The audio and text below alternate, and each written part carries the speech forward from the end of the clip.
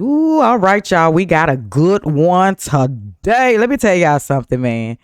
Trump signed that executive orders, y'all, and he was like, tag, Czar, you're it. Get the ice team. Y'all go get them. Tag, Hexap, you're it. Boom, tag, Carolina, you are it. Let's go. Y'all, tag team. They are not playing. Let me tell y'all something. It is so refreshing to see Caroline come through that thing, y'all, and tell us exactly what we want to hear.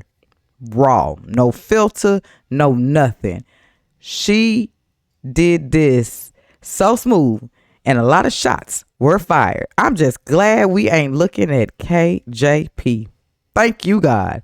With that being said, y'all, we finna get into this, okay? Because this is definitely good. The first press secretary, y'all, first ever in 2025, y'all, the new face of the White House. Let's dive into this video right now. Let's go.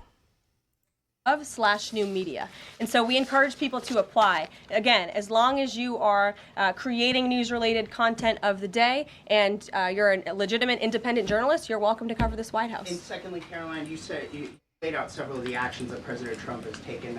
Obviously, it's stark contrast to the previous administration and breakneck speed from President Trump.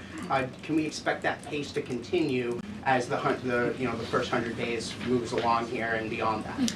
Absolutely. There's no doubt President Trump has always been the hardest working man in politics. I think that's been proven over the past week. This president has again signed more than 300 executive orders. He's taken historic action. I gaggled aboard Air Force One to mark the first 100 days of this administration, 4 p.m. last Friday, or first 100 hours rather. And this president did more in the first 100 hours than the previous president did in the first 100 days. So in action, crazy. President Trump, I think you can all expect for him to continue to work at this breakneck speed, so I hope you're all ready to work very hard. I know that we are. Zeke Miller. Thanks, Caroline. A question that we've asked your predecessors of both parties in this job. When you're up here in this briefing room speaking to the American public, do you view yourself and your role as advocating on behalf of the president or providing the unvarnished truth that is, not to lie, not to obfuscate to the American people? I commit to telling the truth from this podium every single day. I commit to speaking on behalf of the President of the United States. That is my job. And I will say it's very easy to speak truth from this podium when you have a president who is implementing policies that are wildly popular with the American people, and that's exactly what this administration is doing. It's correcting the lies and the wrongs of the past 4 years, many of the lies that have been told to your faces in this very briefing room. KJP. I will not do that.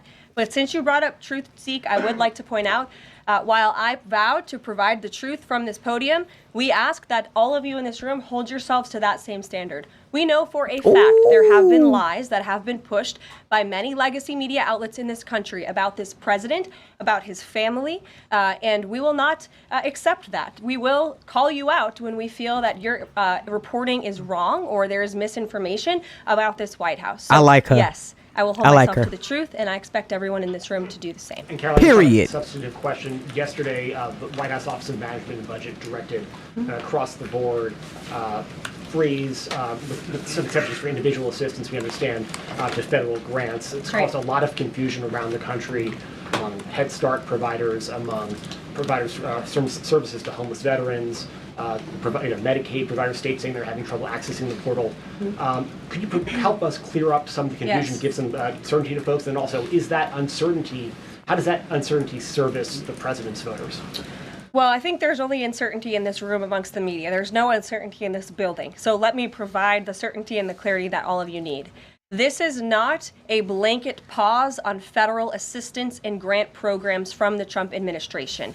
Individual assistance, that includes, I'm not naming everything that's included, but just to give you a few examples, Social Security benefits, Medicare benefits, food stamps, welfare benefits, assistance that is going directly to individuals will not be impacted by this pause. And I want to make that very clear to any Americans who are watching at home who may be a little bit confused about some of the media reporting. Right. This administration, if you are receiving individual assistance from the federal government, you will still continue to receive that. However, It is the responsibility of this president and this administration to be good stewards of taxpayer dollars. That is something that President Trump campaigned on. That's why he has launched DOGE, the Department of Government Efficiency, who is working alongside OMB. And that's why OMB sent out this memo last night, because the president signed an executive order directing OMB to do just this. And the reason for this is to ensure that every penny that is going out the door is not conflicting with the executive orders and actions that this president has taken.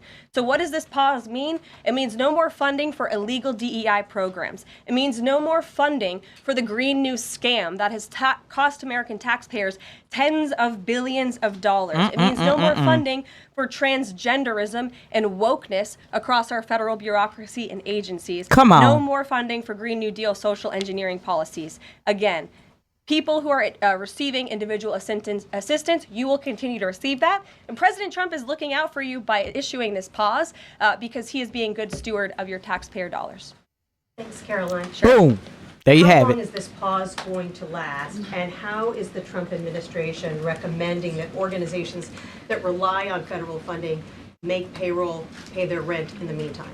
It is a temporary pause, and the Office of Management and Budget is reviewing the federal funding that has been going out the door. Again, not for individual assistance, but for all of these other programs that I mentioned. I also spoke with the incoming director of OMB this morning, and he told me to tell all of you that the line to his office is open for other federal government agencies across the board. And if they feel that programs are necessary and in line with the president's agenda, then the Office of Management and Budget will review those policies. I think this is a very responsible measure. Again, the past 4 years, we've seen the Biden administration spend money like drunken sailors. It's a big reason we've had an inflation crisis in this country, and it's incumbent upon this administration to make sure, again, that every penny is being accounted for honestly. Why impose this pause with so little notice? Why not give organizations more time to plan for the fact that they are about to lose, in some cases, really crucial federal funding, at least for a period of time? There was notice. It was the executive order that the president signed. There's also a freeze on hiring, as you know, a regulatory freeze, and there's also a freeze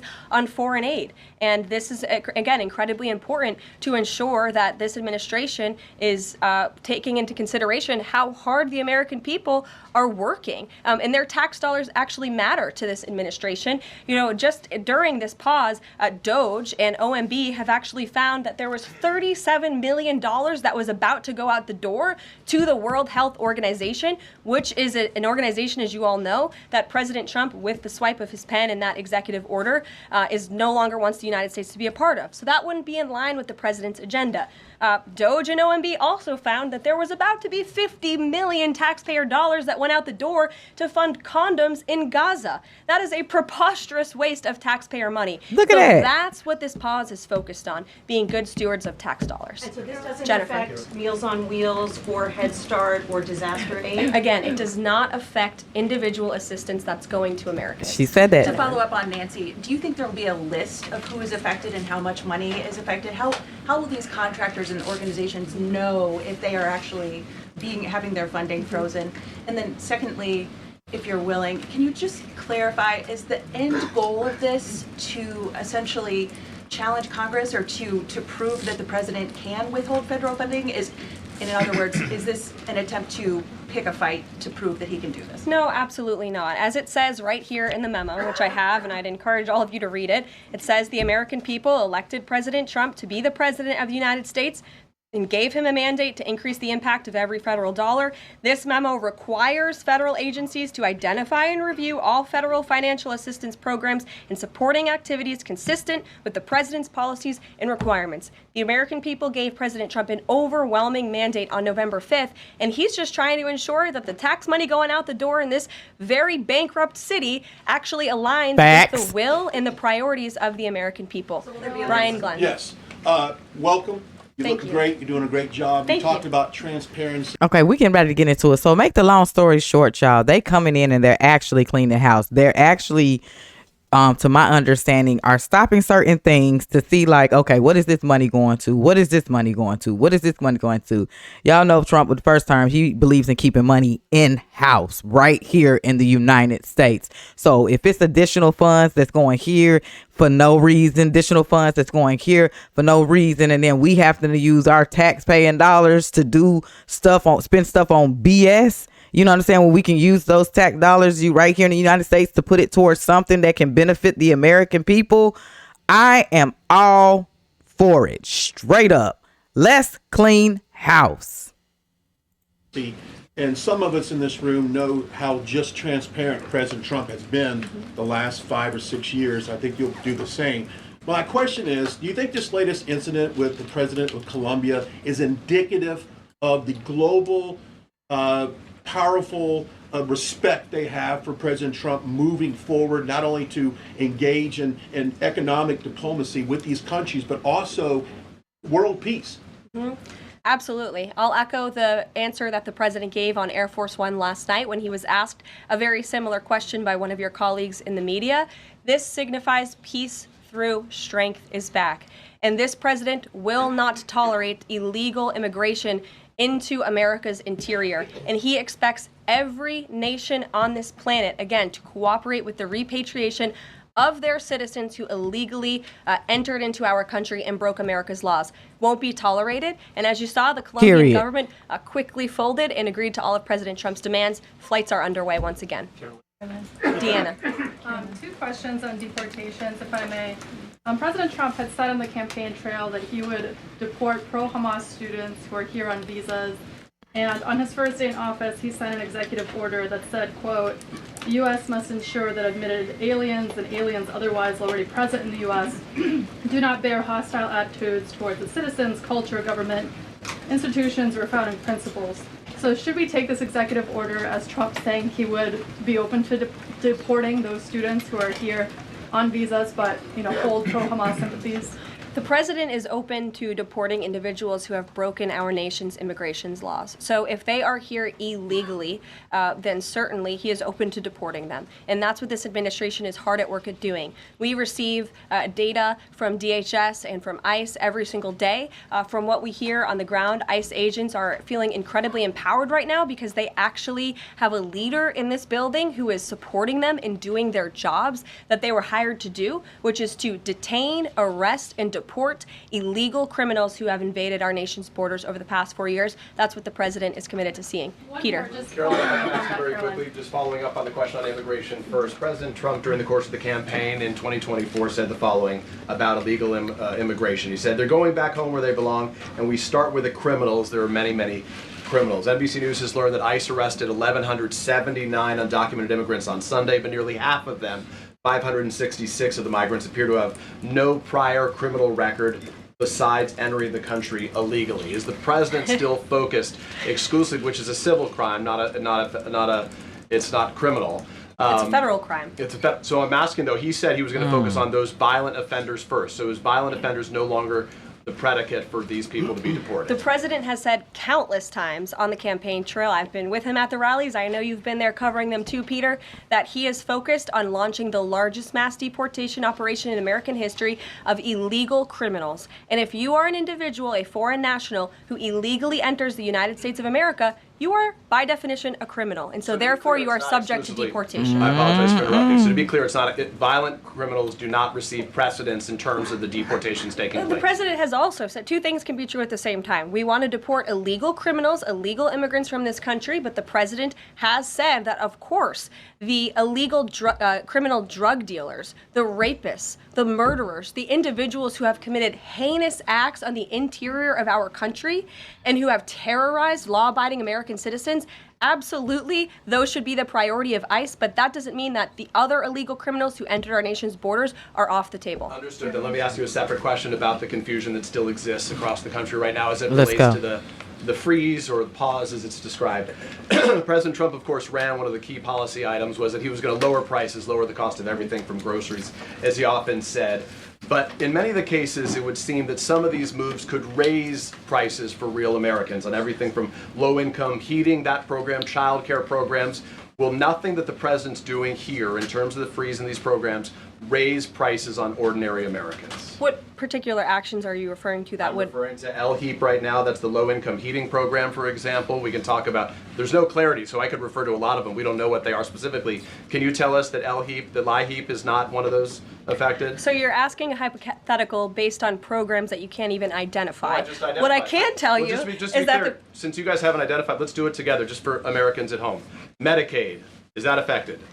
I gave you a list of examples: Social Security, Medicare, welfare benefits, food stamps that will not be impacted by this federal pause. I can get you the full list after this briefing from the Office of Management and Budget. But I do want to address the cost cutting because that's certainly very important and cutting the cost of living in this country.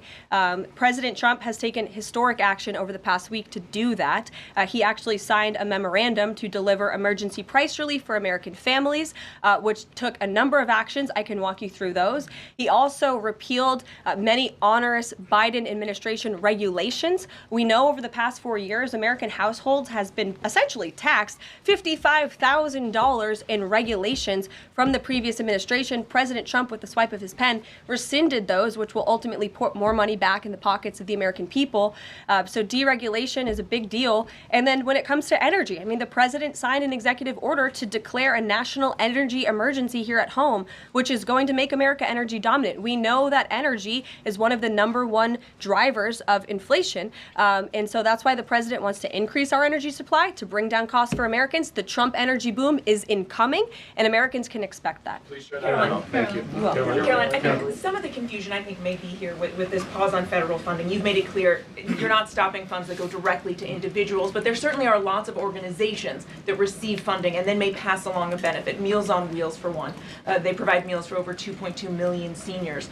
What is the president's message to Americans out there, many of whom supported him and voted for him, who are concerned that this is going to impact them directly, even if, as you said, the funding isn't coming directly to their wallet? I have now been asked and answered this question 4 times. To individuals at home who receive direct assistance from the federal government, Don't who ask will me no not more. be impacted by this federal freeze. In fact, OMB just sent out a memo to Capitol Hill with Q&A to clarify some of the questions and the answers that all of you are asking me right now. Again, direct assistance will not be impacted. I've been asked and answered about this OMB memo. There's many other topics of the day. Jackie But in Heinrich. indirect assistance, Karoline, if it's going to another organization and then trickling down.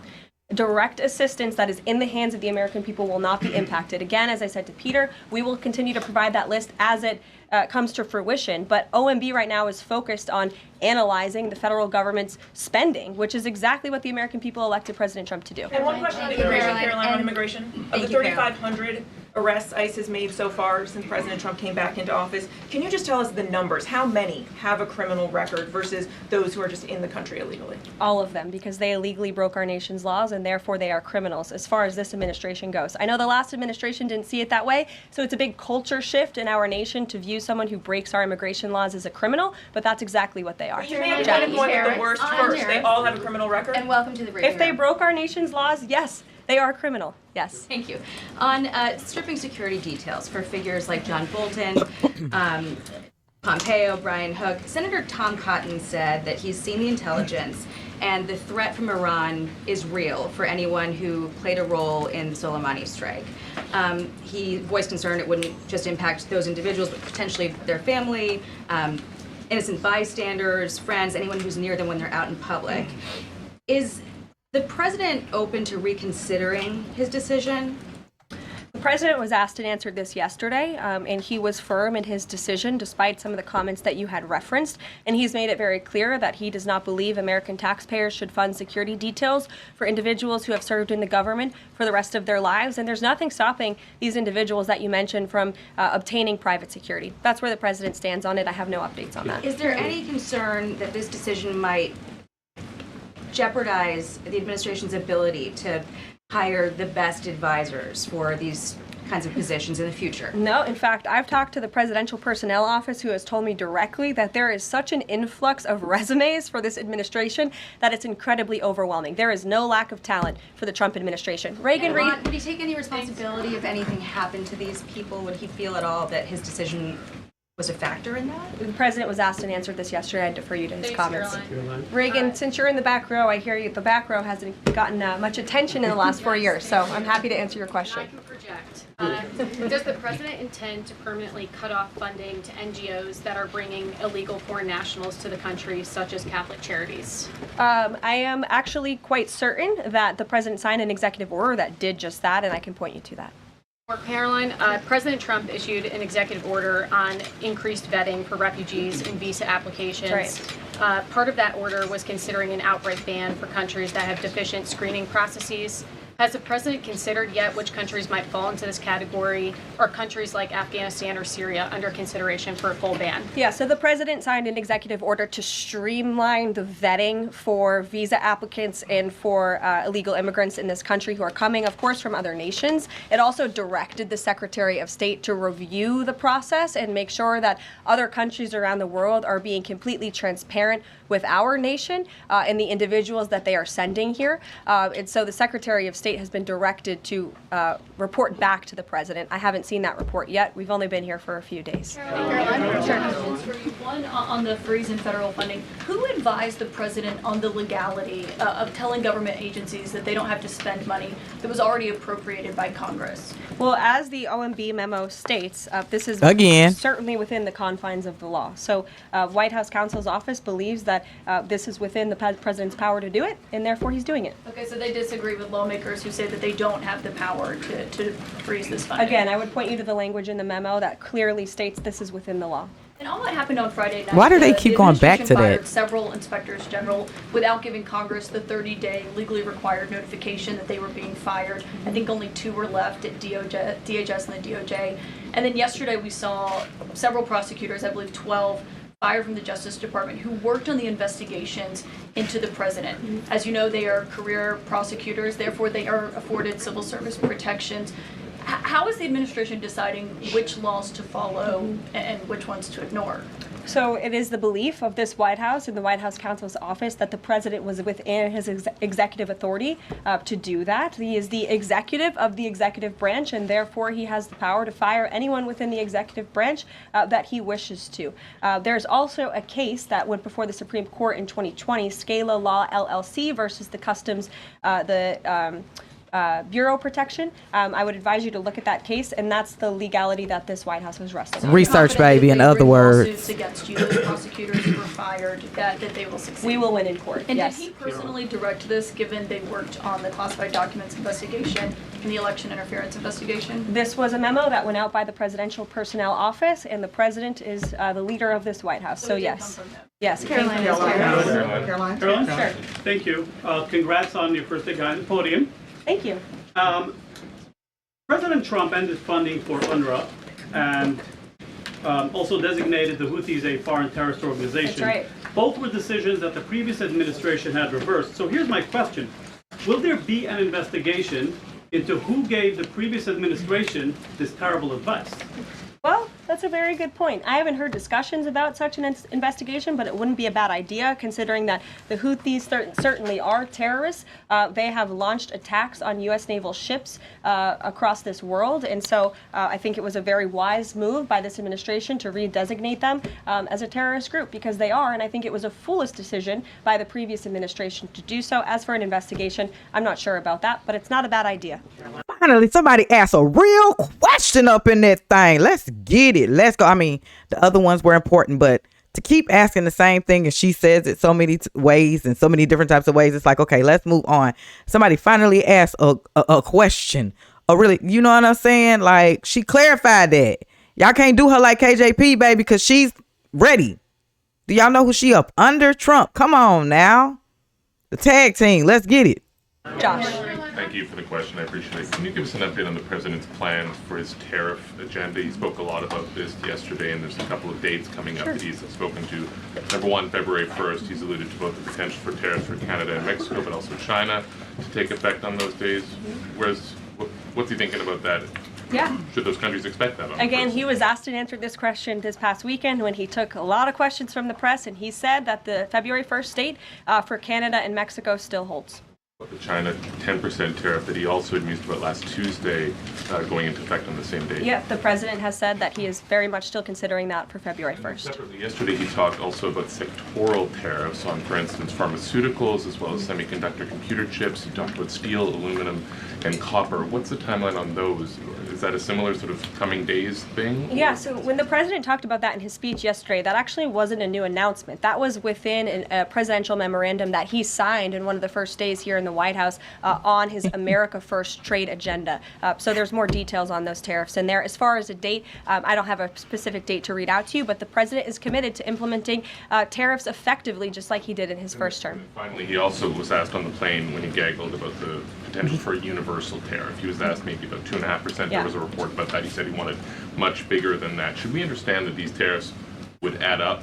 You know, in other words, you might have country-specific tariffs like Canada, Mexico, China. You might have sectoral tariffs like on pharmaceuticals, as well as a potential universal tariff on top of that. Do these stack on one or the other, or would one sort of take precedence over another? All I can point you to is what the president has said on this front. The February 1st date for Canada and Mexico, also the China tariff that he has discussed. He rejected the 2.5% tariff. He said that was a little bit too low. He wants it to be higher. I'll leave it to him to make any decisions on that front. Phil Wegman. What the Mexicans and Phil. Canadians have done so far, do you have any comment on whether that has met the bar, what he wants to see on fentanyl? Thank you. I won't get ahead of the president again on advocating to foreign nations on what they should or shouldn't do to get away from these tariffs. The president has made it very clear, again, that he expects every nation around this world to cooperate with the repatriation of their citizens. And the president has also put out specific statements in terms of Canada and Mexico when it comes to what he expects in terms of border security. We have seen a historic level of cooperation from Mexico, but again,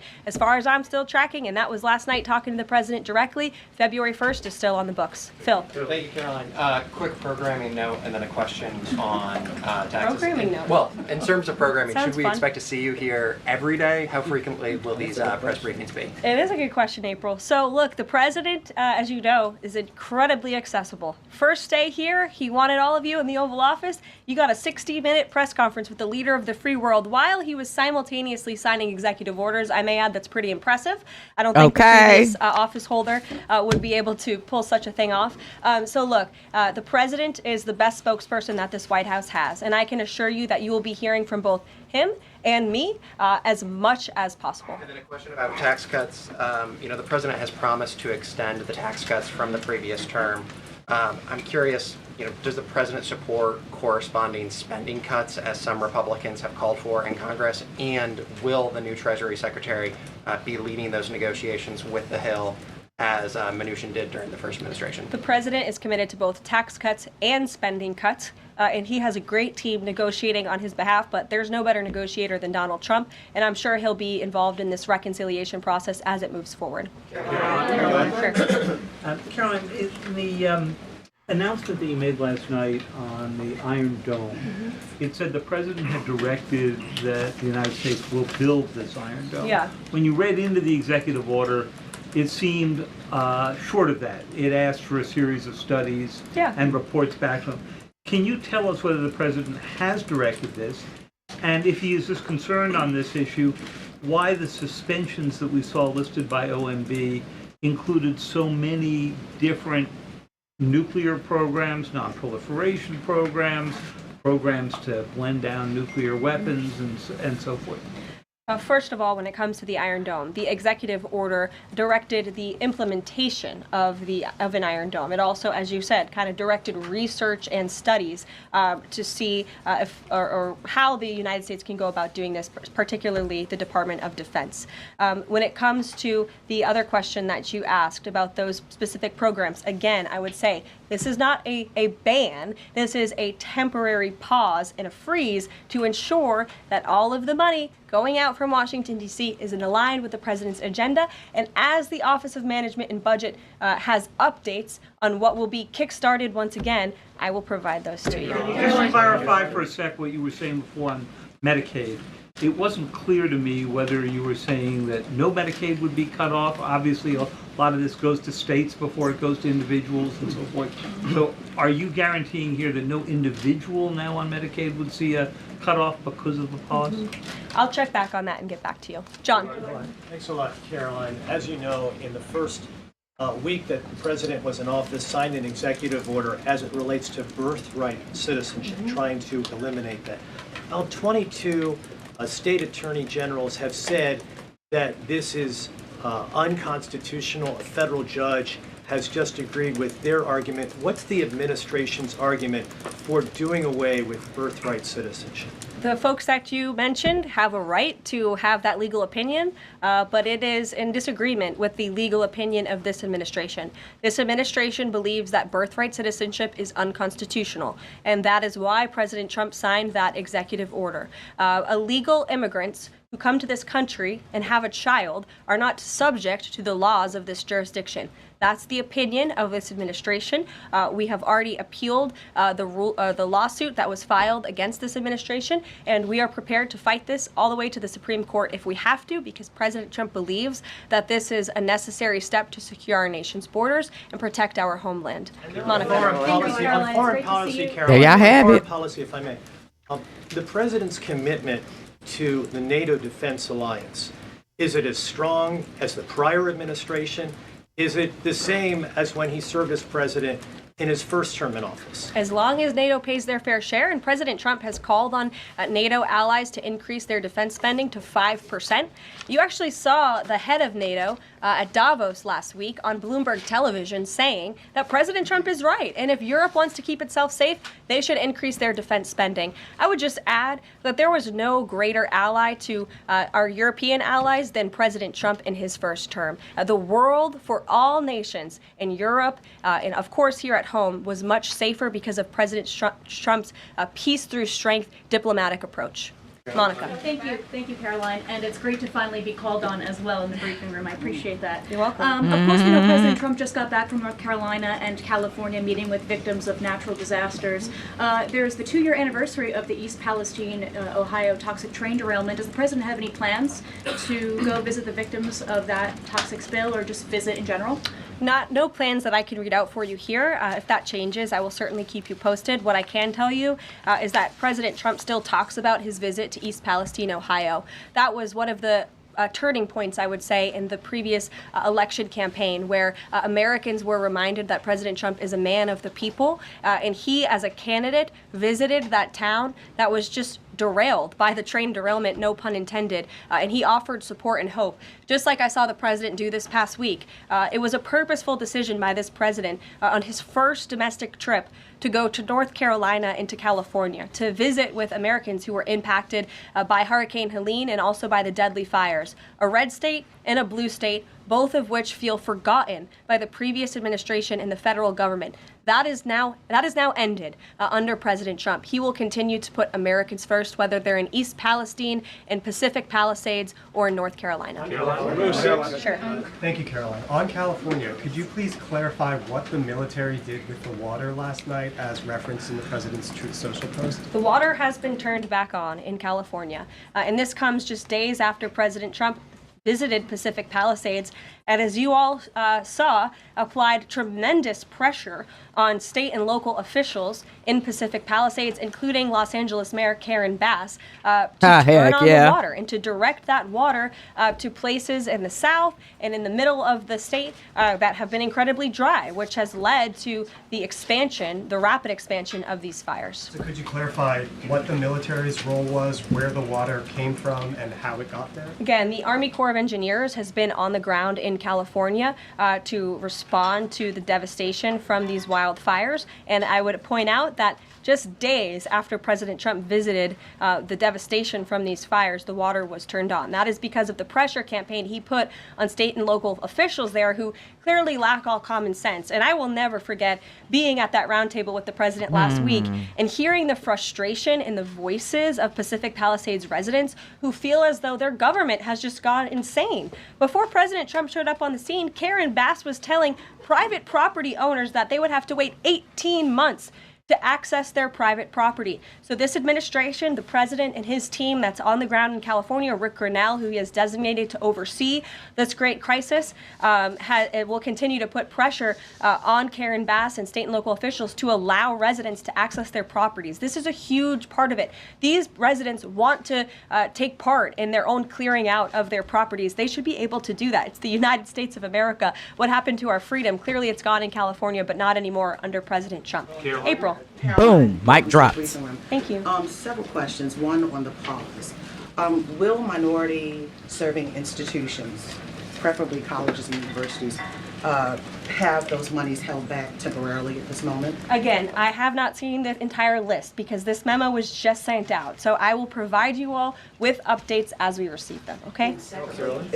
Also, secondly, when it comes to immigration, there is this southern border focus. What happens to those who've overstayed their visas? That is part of the broken immigration system. In 2023, there was a report by the Biden administration, the Homeland Security Department, that said overstays of visas were 3 times more than usual. Will there be a focus on the overstays for visas as well? If an individual is overstaying their visa, they are therefore an illegal immigrant residing in this country and they are subject to deportation. And also lastly, as we're dealing with anti-DEI, anti-woke efforts, we understand this administration is thinking about celebrating Black History Month. Have you got any word on that? Anything that you can offer to us? As far as I know, this White House certainly still intends to celebrate, and we will continue to celebrate American history and the contributions that all Americans, regardless of race, religion, or creed, have made to our great country, and America is back. Christian Day Talk. Thanks, Karoline. Just real quick, you mentioned the inflation executive order the president signed, but egg prices have skyrocketed since President Trump took office, so what specifically is he doing to lower those costs for Americans? Really glad you brought this up because there is a lot of reporting out there that is putting the onus on this White House for the increased cost of eggs. I would like to point out to each and every one of you that in 2024, when Joe Biden was in the Oval Office or upstairs in the residence sleeping, I'm not so sure, egg prices increased 65% in this country. We also have seen the cost of everything, not just eggs. Bacon, groceries, gasoline bread have increased because of the inflationary policies of the last administration. As far as the egg shortage, what's also contributing to that is that the Biden administration and the Department of Agriculture directed the mass killing of more than 100 million chickens, which has led to a lack of chicken supply in this country, therefore a lack of egg supply, which is leading to the shortage. So I will leave you with this point. This is an example of why it's so incredibly important that the Senate moves swiftly to confirm all of President Trump's nominees, including his nominee for the United States Department of Agriculture, Brooke Rollins, who is already speaking with Kevin Hassett, who's leading the economic team here at the White House, on how we can address the egg shortage in this country. As for costs, I laid out the plethora of ways that President Trump has addressed saving costs for the American people over the past week. He looks forward to continuing to doing that in the days ahead. Thank you guys so much. We'll see you soon. One more border question. And she can leave, baby, because baby, let me tell y'all something. Now this is how you do it. And maybe it's because I've just been, reacting to KJP, but I can always hear the voices when they asking the questions. I don't know if that's something they actually do, but me watching this, like her saying that the front is always getting attention, let me maneuver around. She maneuvered around that thing like next, and left no room for them to continue to ask questions. I mean, of course, she ran out of time, but I could guarantee you she would have kept going, y'all. This is what it's all about. This is what the American people want to see. We want to be direct with us, be straightforward with us. This is the type of stuff we want to know. Now, this clearly sums up some of the rumors that are going around saying, oh, he froze federal run, so we ain't gonna get this, and we ain't gonna get that, and we ain't gonna get that, we ain't gonna get this. It don't take a rocket scientist to say that they freezing some of this stuff to look into, to find out like where are these funds going, you know what I'm saying, is it worth the tax dollars being paid on this or that? I said that in the beginning of this reaction, y'all. Like, I love it. I love the energy. I love her, the way she could answer the questions, her head not tilting to the side. She like phenomenal, natural. And we got more of this. Like, this is a great team. They need to go ahead and tag Cash Patel in and everybody else that they are still sitting here trying to decide if they can go or not. Like, let's get this show on the road, because the ones who have been tagged in already, baby, they are tagging and are on fire.